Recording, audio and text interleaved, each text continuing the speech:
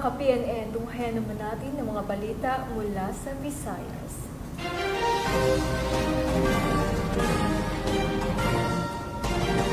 Umabot sa halos 10 milyong pisong halaga ng shabu ang nasabat ng mga operatiba mula sa dalawang drug suspect sa magkahiwalay na buy-bust operation sa Cebu City.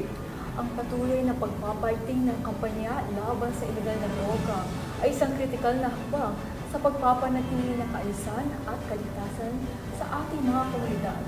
Ito ay isang tungkol sa malalang suliranin ng droga na nagdudulot ng malawakang krimen sa ating komunidad. Patuluman ni Kia Caniedo sa una.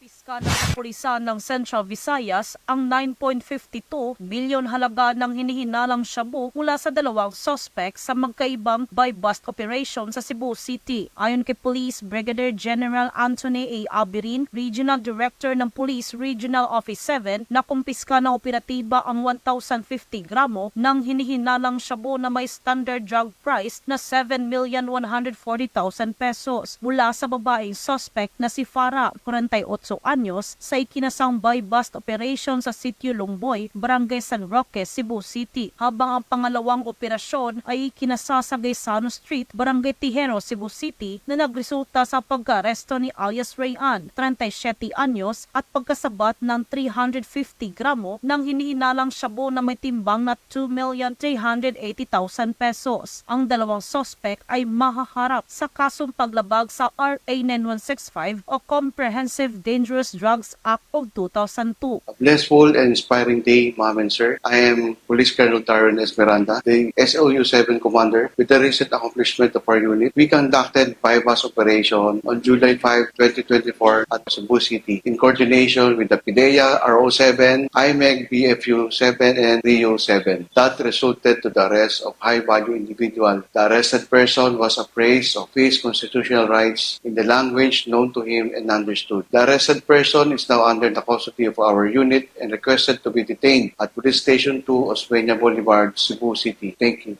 Ang kapulisan ng Central Visayas ay puspusan ang mga operasyon laban sa iligal na droga upang masakote ang mga individual na nasa likod nito para sa inaasam na payapa at maunlad na bagong Pilipinas. Mula dito sa Cebu City, ako yung Police News Network Correspondent, Patrolwoman ni Kia Caniedo, alagad ng batas, tagataguyod ng balitang pulis. Salamat Patrolwoman Caniedo and congratulations po sa ating mga operatiba.